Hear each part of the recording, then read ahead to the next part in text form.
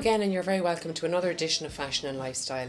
I'm Angie Sutherland, and on this week's programme I'm delighted to be starting my new feature called Women In, which is women in various lifestyles and careers, and tonight we'll be looking and talking to women in politics. And I'm delighted to be joined firstly by Heather Humphries, TD for Cavan Monaghan, and later in the programme also to Peggy Gray, who's a Belturbet Town Councillor. So back to tonight, and I'm joined now in the studio by Heather Humphries, TD for Cavan Monaghan. Heather, thanks very much for taking time out of your busy schedule to come in and talk to us. Well, thank you. It's a pleasure to be here, Angie. Great. And I suppose starting off, Heather, you were elected in February last year as a TD for Cavan Monaghan, and before that you were chairperson of Monaghan County Council. Yes, indeed, that's correct. Yes, I served as chairperson of Monaghan County Council from June 2009 until June 2010. And then I went forward in December 2010 to be, for nomination. I allowed my name go forward, and I was nominated at the convention, and I went up for election, and I got elected in February 2011. Great. And what made you decide to run as for election as a TD? Well, I've been involved in politics since 2003. When I was first co-opted onto Monaghan County Council, and then I went for election in 2004, so I got elected, and I stood again then in 2009, and I got re-elected then. So I suppose I had served on Monaghan County Council. I enjoyed the work, and you know, I suppose to be fair to say I got the bug, which you know, you have to really enjoy politics to be at it, and I do enjoy it. And I then, you know, it was sort of I got the opportunity to go forward, and I got the nomination, and decided then I go for election. Great. And how do you represent the people then of Cavan Monaghan? Well, I meet with a lot of people, and it's my job to you know, to represent the issues that I'm presented with in the Dáil, and to promote Cavan and Monaghan.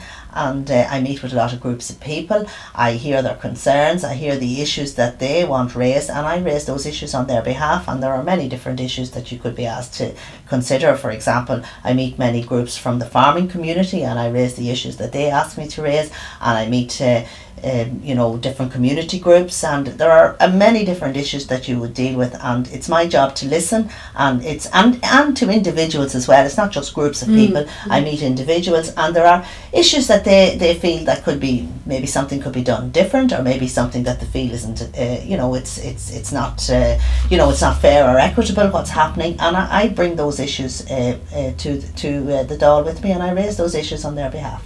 And Heather, as a woman then in politics, what are the challenges you face in, I suppose, what's mostly a male-dominated environment? Yeah, well, yes, it is. There are only 25 TDs in Dáil, and it is mainly a male-dominated organisation. But I don't think that the issues that I face are any different than the ones that the men face. Of course, it's you know, it can be difficult at times being a rural TD.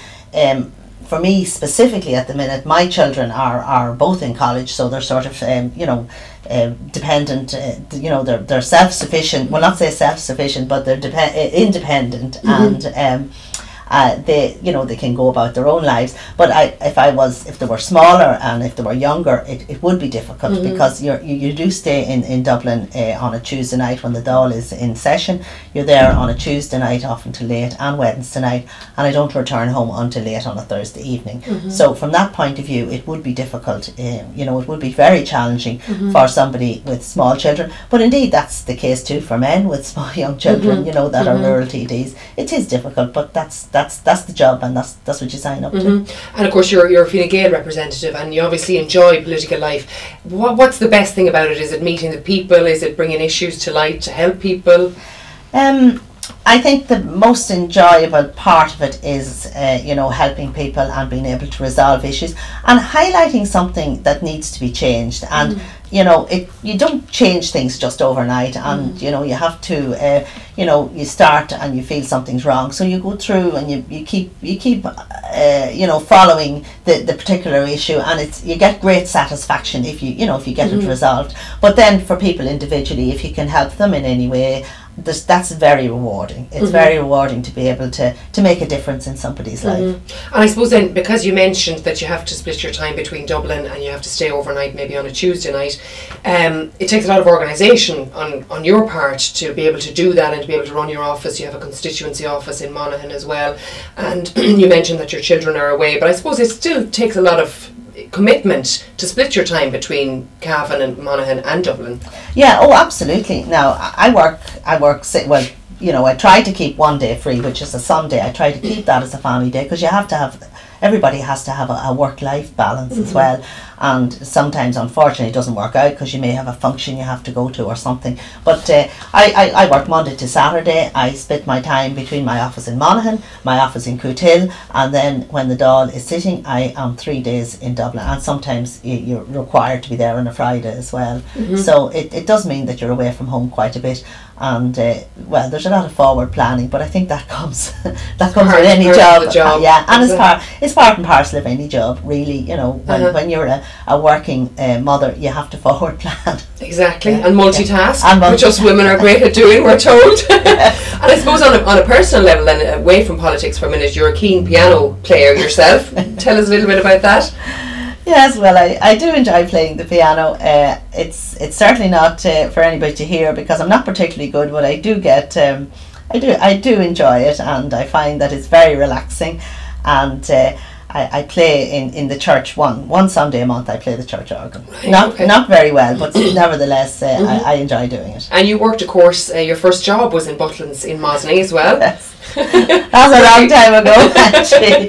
But yes, my first job was in Butlins, and I remember it was a long time ago, and I was a waitress. I worked as a waitress, and I suppose the one thing I remember about it was, I remember a lady there, and she had a baby, and she had a bottle that she needed heating, and I went off and I heated the bottle for her, and she gave me a tip at the time, and I think it was it was a half a day's pay, and I couldn't believe it. I'll not tell you how much it was, but I was delighted, and I remember she was so pleased to get this bottle heated for her baby. Great.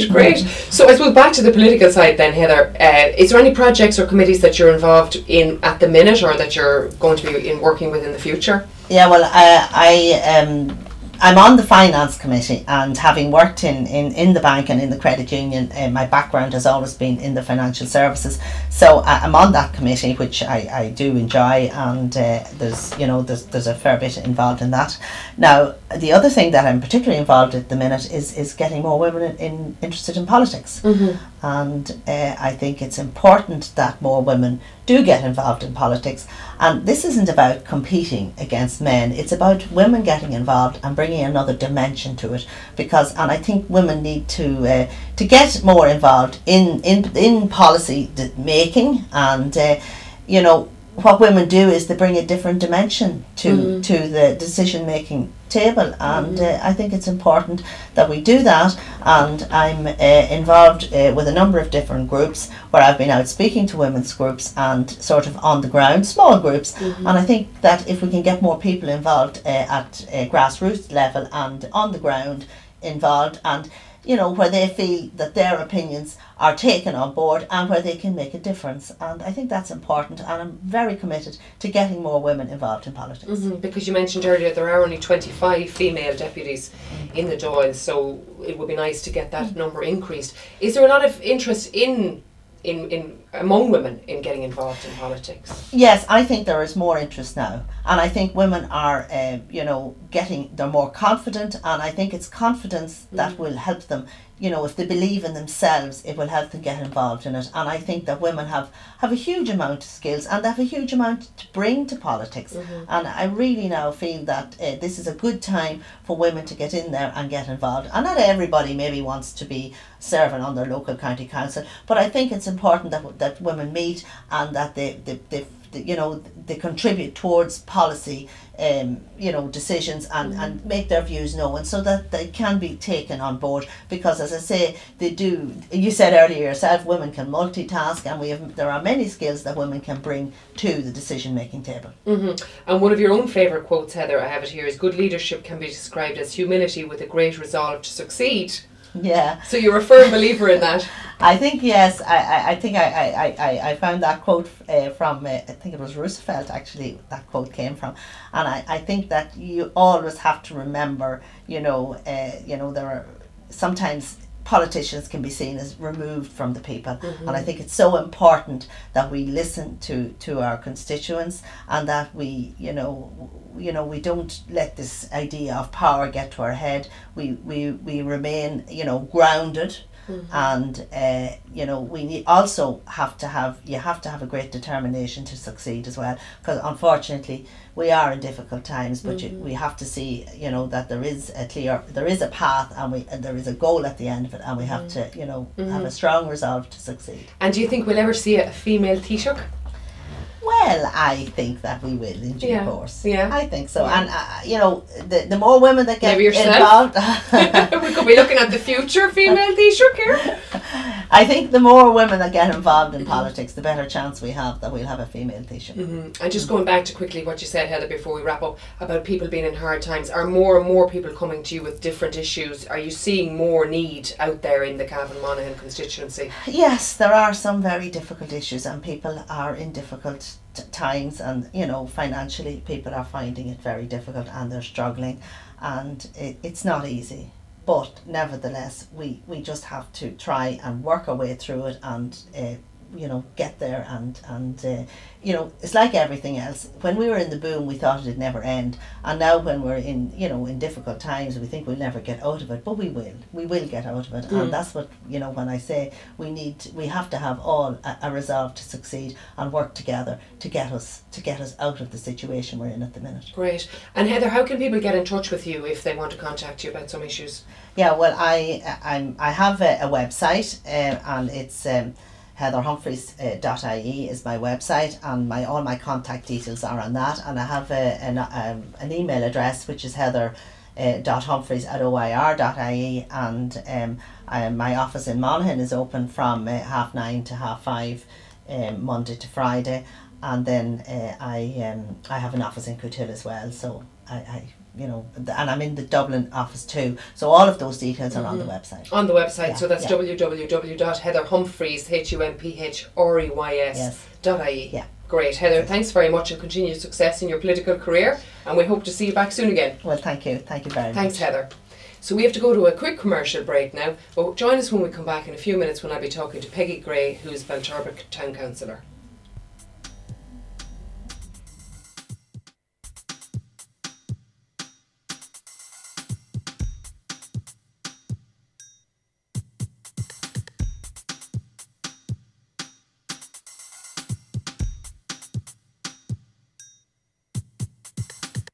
Pat Short here. You're watching Cavan TV.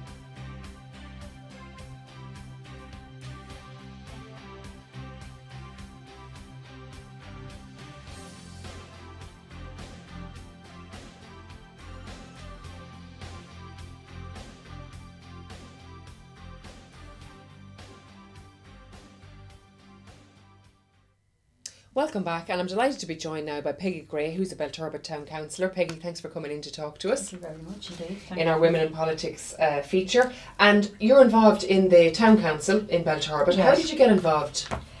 Well, originally I was approached. I was on a number of committees, and I was approached, and I was given 3 weeks to decide. So in the 3 weeks I decided I'd go on ahead. And my father was he was a town commissioner, and I kind of thought back on things he did for people and stuff like that. So right, so it was always in your family a little bit. Well, a little bit. So I thought, well, I decided to go on ahead. And And how long are you on the Town Council in Belturbet? this is my second term. I'm there since 2004. Oh, right, okay. Yeah. So I was chairperson in the year 2008, 2009. Okay. Yeah. And you're Fine Gael representative as well on the council. Yeah. And how many councillors are there in Belturbet Town Council? There's 9.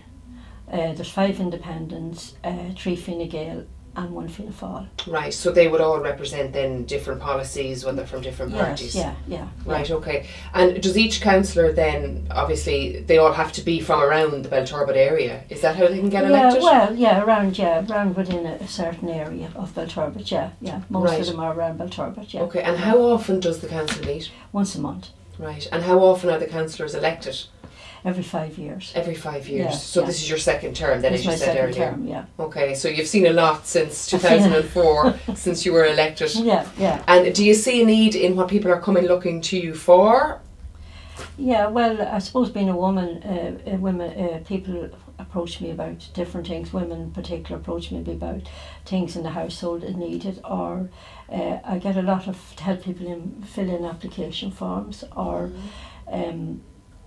different issues, maybe that I will refer it to a different authority. Maybe I couldn't deal with some of the issues, some of the domestic issues, but mostly to do with roads and things needed in the home and stuff like that. And I represent Belturbet and the SPC committee, that's the Strategic Policy Committee, and there is grants given out there, so people approach me to see if they're eligible to apply for a grant. They would know from the town council that I would they be able to apply, and it's just small grants to give out for tidy towns and different things, and different community groups and stuff like that, so I'd be involved in that as well. Okay. And your own background, you're an artist yourself, I'm so an artist, you have a first idea of all the arts and crafts. Oh, I do. Side of things. Yeah. Well, we have an arts and crafts shop now at the moment up, and I'm hoping that's going to do well. So there's a lot of people coming on board, and a lot of people approach you, and we try to get everybody in. It doesn't necessarily have to be interested in arts and crafts. We're trying to get a knitting and crochet club started and help people paint and that, and get people to meet people there, and people interested, because I think people doesn't really know the potential really, because you might be the best person in politics out there, and you wouldn't realise it till you get involved, or even in an arts or anything like that. You have to be given a chance, and it's just getting that foot in the door, probably, because I mean, as time goes on, you get more confident. I feel myself, even as the years go on, I get more confident, and maybe different issues just come up. I've actually dealt with them in the past, and I kind of have an insight into how the procedure goes and stuff like that. So it takes a few years, but there is a lot of women out there that would be very good in politics, I have to say. Yeah. And I think women nowadays too, they are. I'm talking about from my generation, a lot of women now they're actually they go to third level, and they're able to speak better, like they've a better education than the people in the past, and maybe smaller families and things like that, and than they would have had in the past. Yes, and they maybe have I know a lot of younger women and that have to work now with mortgages and different things, and that what holds them back a little bit. I think the fact that they're working and they have to work, both people have to work nearly now with mortgages, and when they come in the evening, they're collecting their children from the childminder or nanny or whatever, and they have to nearly prepare themselves for the next morning. They don't really have time. There's a generation there that don't really have the time to get involved in anything, in committees. It's usually a lot of the older generation. There is a few that maybe hasn't got that far, but hopefully that'll change maybe. And how do you, Peggy, what challenges do you face as a woman on the town council? There's one other woman, I think, on the town council, isn't there? Yeah, well, I suppose construction issues and that now, we wouldn't, there's a lot of men knows a lot about buildings and all that. And when I look at our own town council, most of them's involved in all that sort of stuff, buildings and different things, and... So do you think there's a need then for more than just the 2 female councillors? Oh yeah, I think female gender, yeah, I think so. It would be nice to see more women going on for town council. I think women are more afraid, I think it's probably that over the years, men dominated all these things in the past, So women was are afraid to unknown take to a lot that of step women. to go forward, really, to get out and go forward, Yeah. I know we're all afraid inside, but sure, you have to push. So you're leading the way, Peggy. I'm not all totally confident, but I just But you enjoy, I shrugged my shoulders and I say, well, you enjoy I'm the going to go political for it. end of I your do. life, I like people, full stop. I like helping people, I like talking to people, I like meeting new people, and I think that's part of it in the town council. And if I can help anybody along the way, I like that as well, you know. And you do get your rewards because people just come back and thank you. You know, people maybe that you've helped and got them out of sticky situation or helped them in some way, they do come back and thank you. And that's nice too, you know. And from your own point of view, Peggy, how do you manage to split your time between your town council work and your own life? Well, your home life. Well, I'm retired now, and my husband is retired. He'd be a pensioner, and I have my 4 daughters who's left home and my grandchildren. Between my arts and crafts now, I'd say, and the council work and my committees that I'm on 6 or 7 committees, and that's, you know. And do you want to maybe just tell us quickly about some of the committees or some of the projects that you're involved in at the minute? Yeah, well, I'm on the BCDA, Belturbet Community Development Association. That's going to head the new refurbishment of the town hall in the future coming months, you know, because the grants has been given under the umbrella of the BCDA, and there's a lot of different community groups under the umbrella of the BCDA. There's the Tidy Towns, and there's the communications groups, which I am a part of. It's a new group that started up last year, and it's very good. It's because really it's going to help Belturbet with the fact that the bypass is being built. That it's going to, as I say, it's a number. It's not an umbrella. It's an inside. It's a window into Belturbet because we're up there on this new website, Belturbet website, and it's a community website, and all the different businesses are listed in it. And some people has taken an advertisement, a page or quarter page, and then we've listed every building in Belturbet in it. Everybody's actually got a listing whether they wanted to go on, or, you know, a lot of people can't afford maybe to take a page or quarter page with the you know, with things that's going on at the moment, you know, with the recession and different things, and it's a very good thing, you know. And of course I'm on the festival committee as well. I represent the arts and crafts in the festival committee. And you have a very active festival there. Is it a 10-day festival every year? A 10-day festival, yeah. Even though I so that takes a lot of organisation. It does, and then you've other people. We're all subgroups of it. With another group is subgroup for maybe the Kyotos, and that's another new committee too as well, and maybe another people are subgroups. We all help each other out on the day. Like if I have my craft group or I have a competition for the kids, or the other people from the other groups come and help me out on the day, and vice versa. We all help each other out. So even though we're different subgroups, we all get together, you know, to help and of each course other. Belturbet has the Lady of the Erin. The Lady of the Erin, which well. is good. Yeah. That's another big event. And Mark, that's another. They're the leaders of that, and then we kind of help them out in any way we can. And you know, it's very good, really. You know, and it's great for the town. It brings business to the town. You know, for that week, it brings businesses to the pubs, to the businesses, and to the bed and breakfasts. You know, and a lot of people come home for the festival, and a lot of people come home for different things. Maybe the church does blessing of the graves in different cemeteries along that time. People come home, people maybe that the family has left, come home for different times for the festival and things like that. And then of course the FLA as well, having been locally in the Cavan, the FLA 3 years has helped, and then the gathering well. For next year as well should bring a lot of people home. Well, the gathering's the next big thing, as to say, you know, and the FLA now helped Belturbet as well, because there was a lot of people coming, and not maybe everybody stayed in Cavan on the nights of the FLA, and then we had a bus coming to and fro. Kevin Fisher, the bus came through and fro on the hour, I think nearly every hour or whatever, every couple of hours, and that was great because people could go out and enjoy themselves and take a drink and didn't have to worry about taking their car or transport or stuff like that, you know. And it kind of, you know, you could go out and enjoy yourself for a night, and you've no worries, and you people weren't taking risks. But I don't think the majority of people wouldn't take risks anyway, but you know, there was that thing you could go on the bus and go off, and you knew you were going home at a certain time. You know. And you mentioned earlier as well then, Peggy, to us about your own interest, of course, is arts and crafts, and that you're an artist yourself. What sort of work are you involved in? Well, at the moment we've opened a craft shop, but I went back to college, you know. I went back to college for 3 years, so I was the oldest student in the college. I've just left last year, actually. Well done for you. Where did you go? I went down to Southwest College in Enniskillen, and I got Student of the Year. Good woman. And congratulations. Thank you. I did visual arts. I did visual arts on Belturbet for 100 years. I did a lot of painting, and I did Celtic art, all on river dance and all that sort of art. Great. And I loved it. I thought I knew everything when I went, because actually I was an artist first. I want to get some qualifications, and I would advise anybody to go. And then, you know, you learn so much. You think, you know, when you go into the teachers and see all the other young students and things like that, and you learn new techniques watching them, and I loved it. Actually, we wanted to go on. I would have liked to have gone back again, but they hadn't a course for us. Right. So as the young students in our year, then they went, say, down to Belfast University, and maybe went over the Wales and stuff like that.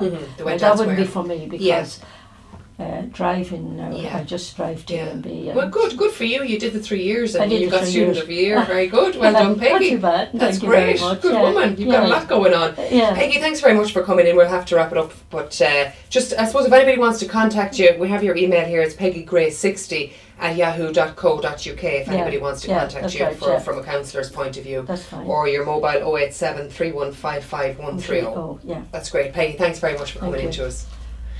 Well, I'm afraid that's all we have time for this evening on Fashion and Lifestyle. I hope you enjoyed the programme, and I'd like to thank my guests, Peggy Gray and Heather Humphries, for joining me here in the studio in our first Women In feature, which was Women in Politics.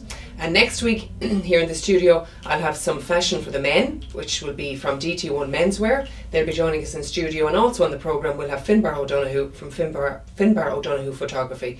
So if there's anything you'd like to feature on the programme, you can email us at drumlinmedia@gmail.com. That's drumlinmedia@gmail.com. So until next week, take care, and thanks for watching. That's great.